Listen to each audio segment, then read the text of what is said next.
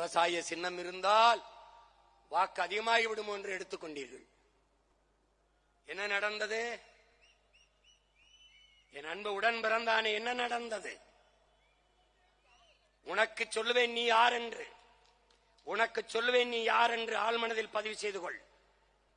உலக வரலாற்றிலே நீ ஆகச் சிறந்தவன், உன்னதமானவன். காரணம்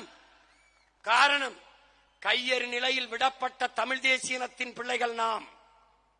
நம் தலைவன் நமக்கு கற்பித்தான், நமது விடுதலை நமது கையில் என்று. அதை உணர்ந்து தெளிந்த உன் உடன் பிறந்தவன் நான் முடிவெடுத்தேன். என் மூச்சு காற்றை நானே சுவாசிப்பது போல, எனக்கான உணவை நானே எடுத்து உண்பது போல, எனது உரிமையை நானே போராடி பெறுவது என்று களத்திற்கு வந்தேன். அந்த உணர்வோடுதான் நீங்கள் என்னோடு இணைந்தீர்கள். நம்மிடத்திலே பணம் இல்லை, நம்மை ஆதரித்து பேச ஒரு ஊடகம் இல்லை. காரணம், தமிழ் தேசிய அரசியல் ஆபத்தானது. யாருக்கு? இதுவரை இந்த நிலத்திலே இருந்த அயோக்கிய அரசியல் தலைமைகளுக்கு ஆபத்தானது. இவன் எதற்கடா நம்மை விமர்சிக்கிறான்? 10 ஆண்டுகால ஆட்சியில் இருந்து கணக்கில்லாத ஊழல் லஞ்சத்தில் ஊறி திளைத்தோமா? வளங்களை கொள்ளையடித்து கொளுத்தோமா?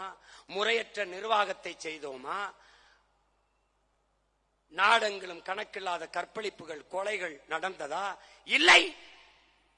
பிறகு எதற்காக விமர்சிக்கிறான்? பயம்.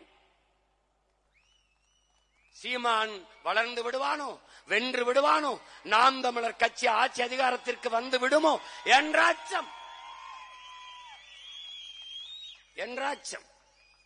தமிழ் தேசிய அரசியல் ஆபத்தானது. யாருக்கு? இதுவரை இந்த நிலத்தில் இருந்து என் மண்ணை மக்களை ஏமாற்றி வஞ்சகம் சூழ்ச்சியால் பிழைத்துக் கொண்டிருக்கிற இவந்த துரோகிகளுக்கு ஆபத்து. பிறகு யாருக்கு ஆபத்து?